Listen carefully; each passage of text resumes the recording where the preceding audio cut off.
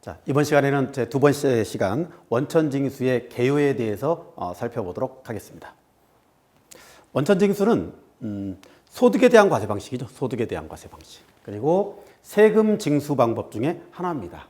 그래서 이 징수란 말은 약간 강제성이 보이죠. 원래 징수는 의무징수, 그다음에 강제징수 이렇게 얘기를 하는데 우리 징수 방법 중에서도 의무징수입니다. 대신에 소득자 본인이 갖다 내면 우리 신고납부라고 얘기를 하죠. 그런데 이 부분은 소득자 본인이 아니고 우리 소득을 지급하는 자가 주기 때문에 징수라는 용어를 쓴다라고 보시면 되겠습니다.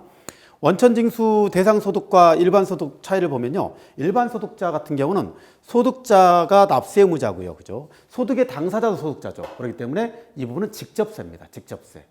근데 이제 원천징수는 직접세긴 하나 이 세금을 납부하는 방식의 차이이기 때문에 조금 차이가 있습니다. 납세 의무자는 소득자가 맞으나 실제 세금을 납부하는 자는 원천징수 의무자라고 하죠. 소득을 지급하는 자.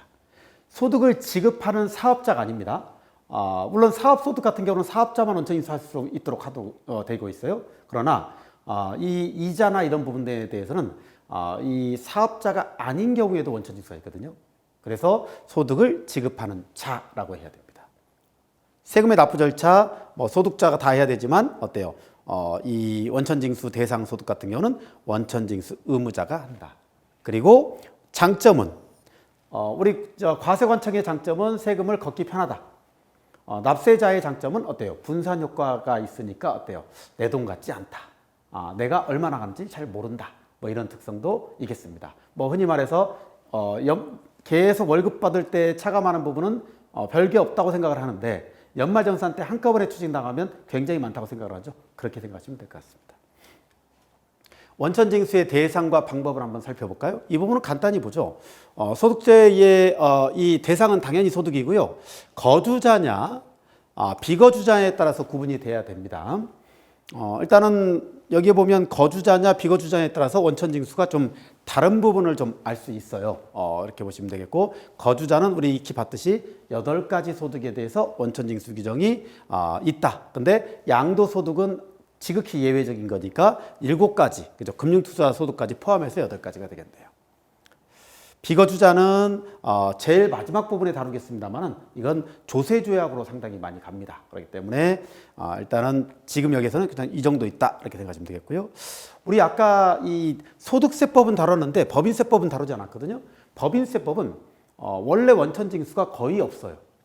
왜냐하면 법인 자체, 소득자가 법인인 경우에는 법인을 만들었다는 것 자체는 우리는 이 세금을 내겠다는 적극적인 의도거든요. 세금의 의사하고 상관없는 자연인, 개인 같은 경우는 원천징수를 적극적으로 활용합니다만은 우리 법인 같은 경우는 알아서 세금을 내겠지라는 기저가 깔려 있는 거죠. 그래서 이런 경우에는 많지 않다. 그래도 있는 거 한번 살펴볼까요? 자, 내국법인은 이자소득 있죠. 이자소득. 이자소득은 무조건 원천징수가 됩니다. 하지만 배당소득 같은 경우는 거의 없죠. 우리 일반적으로 우리 중소기업이나 대기업에서 주는 배당은 원천징수가 없습니다. 법인한테 줄 때는. 그죠? 나머지는 넘어가도록 하죠. 우리 참 여기 페이지 있죠? 페이지. 교재 보시면서 하시면 되겠습니다. 페이지가 조금 오류가 있다 하면 그 근처에 있으니까 찾아보시면 될 것 같고요. 일단은 원천징수는 2가지 형태로 구분이 됩니다. 완납적 원천징수라고 해가지고요. 완납적 원천징수는 한 번 원천징수 당한다고 합니다. 당하고 끝. 그죠? 하지만 예납적 원천징수는 원천징수를 하고 끝이 아니에요. 마지막에 정산을 해야 됩니다. 그래서 완납적 원천징수는 또 다른 예로 분리과세라고도 합니다. 예납적 원천징수는 종합과세라고도 하죠. 그죠? 그래서 여기에 이 도표상으로 보시면요. 원천징수 의무자는 지급자입니다. 지급자예요. 그리고 원천 납세 의무자는 소득자입니다. 지급자가 소득자한테 소득을 지급하고요. 세금을 차감하는 거죠. 자, 원래는 줬다가 뺏는 구조인데 그게 아니고 차감하고 지급하는 거죠. 자, 이렇게 보시면 되겠고요. 그리고 이제 원천징수 납부입니다. 신고 납부는 보통 2월 10일까지죠. 일반적으로. 그리고 이 정산에서 이제 다 갈라지는 거죠. 분리과세 같은 완납적 원천징수는 정산이 없죠. X. 하지만 연합적 원천징수는 그렇지 않습니다. 나머지는 다 똑같고 신고납부 정산 의무가 발생이 됩니다. 그래서 과세관청에서는 잘 정산이 됐는지를 확인하고 이 문제를 거치는 거죠. 원래 소득세법상으로는요, 1년 그 해가 지나기 전에 다 검토를 거쳐서 잘못된 것은 바로잡을 수 있도록 하고 있는데 이게 이제 어떤 강행 규정은 아닙니다. 그래서 보통 신고를 잘못했는데 어때요? 5년 정도 기다렸다가 문제가 돼서 나오는 경우가 있어요. 그건 누구도 뭐라고 할 수가 없습니다. 대법원 판례까지 나온 사례예요. 이건 어쩔 수 없다. 왜냐하면 세무공무원의 업무 혜택을, 그죠? 업무 혜택은 가산세가 그 사이에 계속 자라고 있잖아요. 그죠? 그래서 빨리 안 해준다고 뭐라고 할 수 있는 계제는 아니다라는 게 입장입니다. 원천징수의 구체적인 사례를 한번 볼까요? 자, 분리과세라고 말씀드렸습니다. 어떤 게 있는지 가볍게 체크를 해보죠. 자, 이자하고 배당을 우리는 금융소득이라고 하죠. 금융소득. 금융소득은 2천만 원 이하, 2천만 원까지 포함입니다. 이 2천만 원까지가 되게 중요한 게요. 2천만 원이 1원 넘었어. 그러면요. 1원에 대해서만 종합과세하는 게 아니고 2천만 1원 전체에 대해서 이 분리과세에서 빠져버립니다. 그러면 종합과세가 되겠죠. 그러면 어때요? 세금은 낸다 쳐요. 사실은 거의 세금이 없거든요. 이런 차이 가지고는. 뭐가 문제일까요? 건강보험이 추가가 됩니다. 그래서 건강보험에 근로자라고 하면 지역가입자, 지역에서 추가로 나오는 개인적으로 추가돼야 되는 금액의 기준이기도 하죠. 그래서 분리과세는 절세에 되게 도움이 되는, 잘 살펴봐야 되는 부분 중에 하나입니다.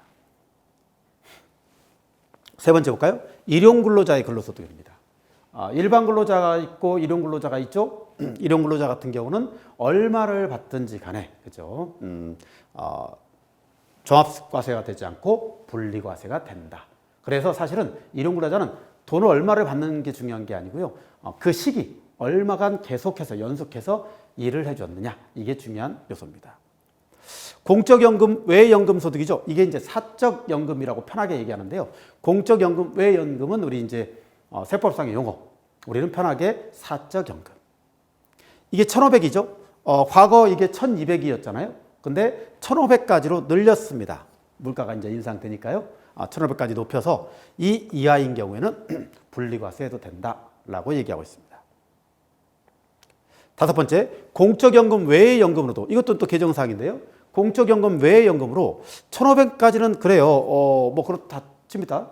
그런데 초과하는 경우에도, 이하인 경우는 뭐 분리과세 된다고 했는데 초과인 경우에도 15%를 분리과세를 선택해버리면, 그죠? 선택해버리면 이 부분에 대해서는 어떻습니까? 분리과세가 가능하다. 이렇게 생각하시면 되겠네요. 복권당첨금, 그죠? 나머지 소득은 읽어보시면 될 것 같습니다. 여기 복권당첨금 외의 기타 소득도 중요하겠네요.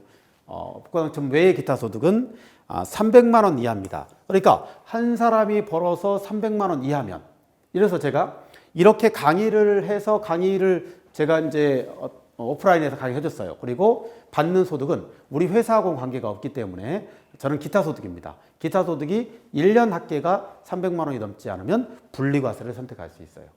근데 미리 말씀드립니다만 분리과세의 원천징수 세율은 20%거든요. 지방세를 제외하고. 그러니까 따져보면요. 내가 소득세가 20%가 훨씬 상향된다, 20% 초과된다 그러면요. 사실은 선택해야죠. 근데 20%가 훨씬 안 된다라고 하면 어때요? 종합으로 가서 하는 것을 따져볼 필요가 있다는 얘기입니다. 연합적 원천징수는 그 외의 소득이 되겠죠. 자, 따져보면 이자 배당 소득의 수익금액 2천만 원을 초과하는 거겠죠.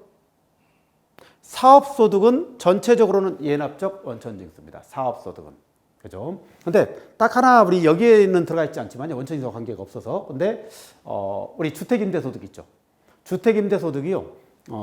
2천만 원. 그러니까 개인당 부부로 따지면 최대 4천만 원까지 가능하다는 얘기예요. 그래서 개인으로 따지면 2천만 원 이하일 경우에는 분리과세를 선택할 수 있습니다. 그죠? 이렇게 보시면 되겠고요. 그래서 사업소득도 예외는 그 주택임대 정도. 그죠? 나머지는 어떻습니까? 다 종합과세다. 연합적 원천징수다. 이렇게 보시면 되겠네요. 완납적 원천징수 대상이 아닌 연금소득이 있죠. 이렇게 보시면 되겠고요. 15%를 선택하지 않았거나. 그러니까 공적연금은 무조건 종합과세입니다. 사적연금 같은 경우는 이렇게 선택을 하면 빠지는 거고요. 그죠? 종합과세를 선택하는 것은 일반적인 얘기고요. 기타 소득도요, 300만 원이나 복권 당첨금이 아닌 경우에는 이 종합과세로 들어옵니다. 법인이 받는, 이게 중요하죠. 법인이 받는 이자 배당은 전부 다 종합과세죠. 그죠? 그래서 사실은 우리 이제 나중에 보면 가수금 다룰 텐데요. 법인이 받는 이자는요, 원천징수만 잘 하시면요, 어차피 그 법인에 가서 정산하게 돼 있습니다. 하지만 개인 같은 경우는요, 원천징수를 당하면 정산이 불가능하죠. 사업자도 마찬가지지만 어쨌든 이 금융 대부업이 아닌 한, 그죠? 네, 그렇습니다. 이 부분은 이제 읽어보시고요. 원천징수가 요즘 신고납부가 인터넷을 이용한 신고납부가 뗄래야 뗄 수 없는 관계가 되는데요. 지금 지방세 자체가 이번에 홈페이지 시스템을 개편을 해가지고 지금 약간 불안정한 요소가 많이 있습니다만은 옛날에 비해서 많이 좋아지고 있다. 조금만 지나면 상당히 좀 간편해질 것 같습니다. 그래서 지금은 예를 들어서 이게 문제죠. 법인 의제 단체라든지 아니면 법인 법인 등록번호가 나와 있지 않은 이런 데들은 좀 인식을 잘 못한다든지 이런 경우가 있습니다.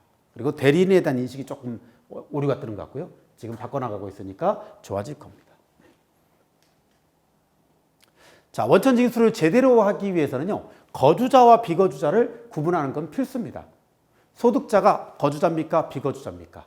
이 부분에 따라서 원천징수가 달라질 수가 있다는 거죠. 자, 일단 거주자는 국내에 주소를 두거나, 그러니까 단순히 주소만 두면 안 돼요. 생활에 밀접한 주거, 그죠? 생활에 밀접한 관계를 형성해야 돼만이 주소를 뒀다고 볼 수가 있습니다. 그러거나 아니면 183일 이상 거소를 둔 경우. 우리 그 국적이 외국인이라 하더라도요, 주소가 없다 하더라도 어때요? 우리나라의 출입국 관리소에 오죠? 우리가 비행기 타고 해외 나갈 때 어디 호텔에 머뭅니다라고 거소증을 쓰거든요. 그 기준에 의해서 한국에 머문 기간이 183일. 183일은 365일의 반절, 과반입니다. 반절을 초과한 거. 그래서 둔 개인은 우리는 거주자로 본다. 판정 의제를 볼까요? 직업, 자산 상태 등을 계속해서 183일 이상 국내에 거주할 것으로 인정되는 때는 거주자로 봅니다. 그리고 생계를 같이 하는 가족이 있거나, 그죠? 그다음에 이런 통상 체제하는 장소가 국내인 외항 또는 항공기의 승무원들은 거주자로 의제를 해버립니다. 이 의제라는 것은 따지지 마, 그냥 거주자야, 이렇게 보는 거예요. 반대로 비거주자 볼까요? 비거주자는 거주자가 아닌 그냥 개인이에요. 거주자가 아니면 그냥 비거주자입니다. 그죠? 그런데 이게 우리나라의 거주자가 상대방은 비거주자일 거 아닙니까? 그죠? 미국에서의 거주자는 우리나라의 비거주자잖아요. 이건 일반적으로 다 상식적인 부분인데 문제는 이렇게 거주자, 비거주자를 나라별로 자기 유리하게 해석하는 경우가 상당히 있다. 그래서 여기도 거주자라고 하고 저기도 거주자라고 할 수 있어요. 이런 부분들은 상당히 논란이 될 수 있기 때문에 이 부분은 미리 사전에 이런 경우가 있으면 이 검토를 좀 충분히 하고, 그죠? 상대방 나라에서의 판단도 한번 받아봐라 이렇게 하셔야 될 겁니다. 외국 국적을 가지고 있거나 영주권을 가진 자로서 국내의 거주자라고 인정되지 않는 때는 비거주자로 의제해 버립니다. 구체적으로 볼까요? 거주 기간의 계산을 따져보면요, 거소 기간, 자, 출입국에서 들어왔습니다. 입국일의 다음 날부터 출국일까지를 우리는 거소 기간으로 보겠다. 183일 이상, 그죠? 관광 질병 치료 출국은 거소 기간으로 인정하겠다라는 얘기입니다. 일시적인 출국은요, 그죠? 요즘 해외 입국자분들께서 우리나라의 건강보험 시스템이 너무 좋아서 이걸 활용하기 위해서 들어오자마자 건강보험에 가입한다고 많이 하죠. 그처럼 이제 우리나라 건강보험이 잘 돼 있다는 겁니다. 그죠? 참고하시고요. 거소의제, 일과세기간은 소득세법상은 1년입니다. 1년년. 183일 이상, 과반이죠. 거소를 둔 경우는 거소가 있는 걸로 의제하겠다. 재외동포나 마찬가지죠. 이게 반대죠. 이번에 반대. 우리나라 사람이 해외로 잠깐 치료 목적으로 나가는 인정해 주겠다. 그런데 해외에 계신 분이 우리나라로 질병이나 관광 목적으로 들어왔어요. 이게 좀 길어졌어. 그렇다고 거소를 둔 것은 아니다. 이렇게 보네요. 그죠? 거주자, 비거주자가 되는 시기는 어때요? 국내에 주소를 두거나 주소가 이 주소에 의제되는 이 사유가 발생한 날. 그리고 183일이 되는 날. 이때는 거주자가 되는 순간입니다. 반대의 경우죠. 출국일의 다음 날, 국외 주소 의제 사유가 발생일의 다음 날은 비거주자로 보도록 하고 있습니다. 날짜를 그 기준으로 보는 거죠. 이게 중요한 게요. 양도일 현재 아니면 소득의 지급일 현재, 거주자냐 비거주자냐 이런 거에 따라서 원천징수가 달라지기 때문에 구분하셔야 됩니다. 자, 거주자 판정 특례는 우리 이 경우 볼까요? 뭐 내국법인이 해외에 투자하는 경우 있죠. 해외에 투자하는 경우는 100% 출자하는 경우에 한정합니다. 여기에 보통 우리나라의 국민이 그죠? 거주자가 해외로 파견나가는 경우가 있어요. 현지 법인에. 이런 경우에는 이 조건을 충족하면 거주자입니다. 이런 얘기가 여기 규정에 나와 있네요. 자, 거주자와 비거주자 구분을 했고요. 나머지는 됐습니다. 이 원천징수 의무자를 볼까요? 비사업자의 원천징수 의무는 있느냐? 사업자만이 할 수 있는 거냐? 그렇진 않다는 거죠. 비사업자도 원천징수는 할 수 있습니다. 구체적으로 한번 볼까요? 원천징수 의무자는 대상소득을 지급하는 개인 또는 법인입니다. 그러니까 개인 사업자가 아니에요. 개인 또는 법인이에요. 이 경우에 실질적으로 사업자 여부를 불문한다는 게 특징이죠. 그리고 이 경우에 사업자에 상관없이 대상만 되면 원천징수를 해야 된다. 그래서 흔하게 착각하는 게요. 우리 이자 주고받을 때 아버지가 돈을 빌려줬어. 아들이 이자를 아빠한테 줘요. 아버지한테. 그러면 아들은 이제 이렇게 생각하죠. 난 사업자도 아니니까 무슨 원천징수냐. 돈 주면 되지. 그죠? 가끔 상담하다 보면 그런 경우가 있어요. 저 용돈 드렸는데요. 용돈 아니고 이자인데요. 이자면 원천징수가 있죠. 그죠? 사업자에 상관없으니까요. 자, 이런 거 체크해 보시기 바랍니다. 그래서 이제 요사이 자금 출처 조사를 많이 하는데요. 이 자금 출처 조사할 때 이 금융거래에 따른 이자, 이 차입금입니다라고 이제 얘기를 하잖아요. 그러면 원천징수 했습니까? 라고 물어봐서 이제 세금 추징을 하는 이런 케이스가 나오고 있죠. 자, 대상 볼까요? 국내에서 거주자, 비거주자에게 대상소득을 지급하는 자, 그리고 소득을 지급하는 자가 고유번호, 사업자 등록번호가 없는 경우에도 원천징수 납부 의무가 있습니다. 대리하거나 위임을 받는 경우가 많죠. 대리하거나 위임하는 경우, 이런 경우에는 이 위임된 범위 내에서 원천징수 의무를 이행한 걸로 보겠다. 구체적인 건 좀 이따가요. 자, 사업자가 음식 숙박이나 서비스용 공급하고 대가를 받을 봉사료를 받아서 지급하는 경우에는 사업자가 그 봉사료를 원천징수해야 됩니다. 결론적으로는 비영리 단체 등 우리 입주자 대표 회의, 아파트 이런 데들이요. 또는 무슨 조합, 그죠? 이런 데에서 비영리 단체가 근로자한테 주거나 프랜서한테 주거나 이럴 때는 원천징수가 당연히 있다. 그래서 원천징수를 원활하게 하기 위해서 우리 뭘 받죠? 고유번호증을 받습니다. 고유번호증. 그래서 사업자 등록, 나는 사업을 하지 않아요. 그죠? 그러면 고유번호증. 고유번호증을 이제 나는 사업할 거예요. 그러면 고유번호증을 반납하고 사업자 등록증이 나오는 거예요. 그죠? 자, 그렇게 보시면 될 것 같습니다. 원천징수 의무의 대리 위임인데요. 대리는 대표적으로 이런 케이스로 보시면 되겠습니다. 자, 우리 회사에서 가지급이 생겼어. 대표이사한테 돈을 빌려준 거죠. 대표이사가 이자를 넣어야 되는데 법인한테 이자를 넣습니다. 그죠? 근데 이자를 넣을 때 소득의 지급자는 대표이사고요. 그 다음에 소득자가 법인이죠. 그러면 일반적으로 이제 비영업대금이라고 해가지고 27.5%를 원천징수해야 되거든요. 원천징수하고 줘야 되는데 대표자는 사업자가 없기 때문에 어때요? 원천징수 신고가 불가능한 건 아니에요. 홈택스에서 가능합니다. 그런데 되게 복잡하죠. 그리고 잘 몰라. 그래서 회사가 대리하는 거죠. 이게 대리입니다. 회사가 대리한다고 하면 어때요? 회사가 원천징수 납세 의무자가 되는 거죠. 원천징수 의무자가 되고요. 소득자도 회사가 되는 겁니다. 자기가 자기 거 그냥 내는 거예요. 이렇게 생각하시면 되겠습니다. 자, 그리고 대표적으로 우리 하는 게 퇴직소득세죠. 우리 퇴직금 퇴직연금 가입돼 있잖아요. 만약에 내가 퇴직했어. 안 찾았어. 지금 퇴직소득세를 원천징수하지 않고 어때요? 이연되죠. 그러면 우리 회사는 이미 퇴사하고 20년 지났는데 20년 뒤에 내가 연금을 찾아. 그러면 연금 관리하는 회사 있죠.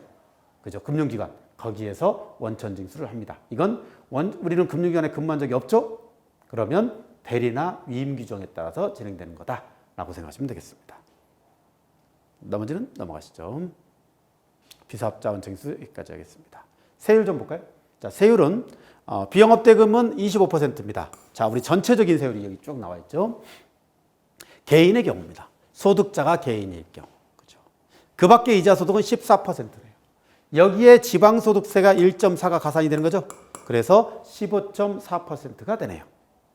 배당은 출자공동사업자는 사실은 나는 드러내고 싶지 않아. 돈만 낼 테니까 성과 있으면 나눠줘. 이런 뜻입니다. 자, 이렇게 됐을 때는 25% 이건 비영업대금 이익과 똑같은 성격이다. 돈 빌려준 거다. 이렇게 보는 겁니다. 대신에 성과에 따라 받는 거죠. 이자는 정해진 이자율을 받는 거고요.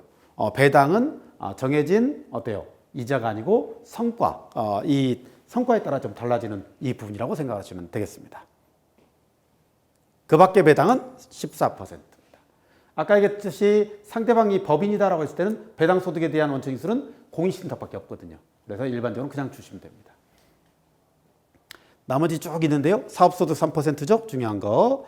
기타소득 20%인데 죄송합니다. 이게 아니고 여기 기타소득 20%인데 사실은 여기에 이제 보통 우리 프리랜서 같은 경우는 60%의 필요경비가 인정이 돼요. 60%가.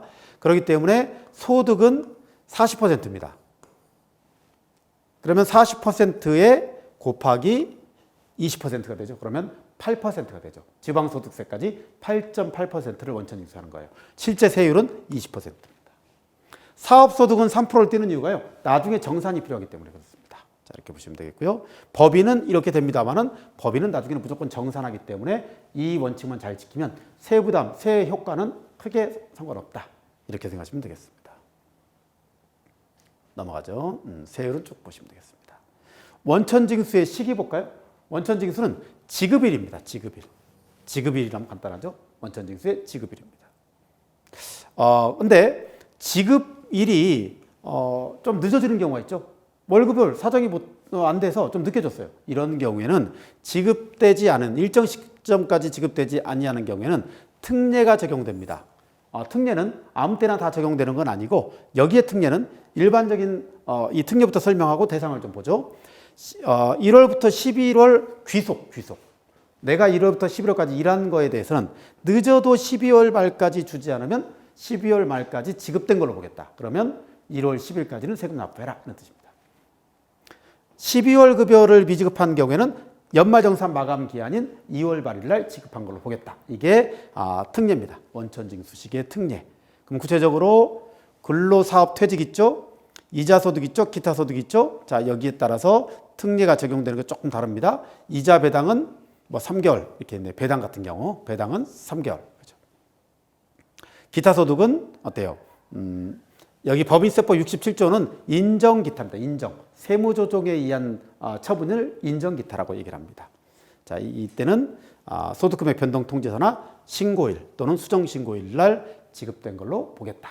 그죠? 이렇게 되겠네요. 자, 실무 포인트는 읽어보시고요. 원천징수 배제 정리하고 하겠습니다. 원천징수 배제는 소액부징수인데 해당 세액이 1,000원 미만인 경우에는 소액부징수죠. 다만 이자소득은 소액부징수라도 계속 원천징수하는 거예요. 그래서 몇십 원짜리도 있거든요. 그리고 이번에 들어온 거예요. 2024년 개정세법입니다. 계속 반복적인 인적 용역 사업소득은 소액부징수 규정이 아예 두지 않았어요. 빼버렸어요. 왜냐? 이거 이 플랫폼 회사들이 경쟁 우위를 확보하기 위해서요. 좀 쪼개기 수법. 뭡니까? 우리 한 10,000원, 20,000원이 모여서 한꺼번에 주면 지급할 때마다 원천징수거든요. 그러다 보니까 쪼개서 몇만 원, 10,000원도 아니고 5,000원 이렇게 줬을 때 그때그때 정산해 줘 버려요. 그러면 소액부징수가 걸립니다. 이렇게 해가지고 세금을 탈루 아닌 탈루가 되니까 이걸 방지하기 위해서 소액부징수를 없애버렸다라고 보시고요. 과세 면제, 그죠? 기타 소득은 건별로 5만 원 이하인 경우는 원천징수하지 않습니다. 나머지는 이미 소득자가 신고했거나 부가징수했을 때는 원천징수를 하지 않습니다. 예를 들어서 잊어버렸어요. 그런데 소득자 상대방이 이미 소득신고를 해버렸어. 그럼 원천징수에 대한 의무가 없죠. 물론 원천징수 해야 될 때 안 하면 원천징수에 대한 가산세가 존재하죠. 그러나 이미 다시 신고가 확정된 것을 다시 추가로 할 필요는 없다, 이런 얘기가 되겠습니다. 납세 절차는 이거 좀 볼까요? 반기별 납부입니다. 반기별 납부 제도는 일반적으로 원천징수의 신고 및 납부는 2월 10일까지죠. 2월 10일까지. 2월 10일까지인데 이걸 월별 납부라고 합니다. 원칙적으로. 그런데 반기별 납부는 6개월간 원천징수한 것을 가지고 있는 거죠. 그리고 반기에 한 번씩 납부하는 겁니다. 이건 편의성은 있습니다만 원천징수 금액이 굉장히 크잖아요. 그럴 경우에는 사실 좀 뭐랄까요, 자금 부담 보통 써버리잖아요, 그죠? 그래서 자금 관리에 어려움이 있을 수 있어서 고소득이 많은 쪽에서는 인원수가 적더라도 월별로 가는 게 일반적이고요. 대부분 좀 적으면 이 급여도 다 적고 또 비거주자 외국인들이 많이 있으셔가지고 관리가 좀 안 되는 쪽에서는 이 반기별 납부를 적극 활용하셔도 됩니다. 소규모 법인이에요. 적용 요건은 1월부터 12월까지 평균 인원이 20인 이하입니다. 근데 이게 언제냐? 직전 연도예요. 그래서 만약에 올해 7월부터 하고 싶다라고 하면 작년 2023년이죠. 그렇죠. 이렇게 될 겁니다. 종교단체는 관계없습니다. 신청 기한 내에 신청해야 돼요. 그래서 승인이 이 다음 달 말일까지 해도록 되는데 만약에 승인을 안 해주면 승인된 걸로 보도록 하고 있습니다. 그 정도만 보셔도 될 것 같습니다. 자, 지급 명세서는 나중에 한번 보니까 이 부분은 지급 명세서는 이 정도 하고 다음 시간에 맞춰서 또 이어서 하도록 하겠습니다.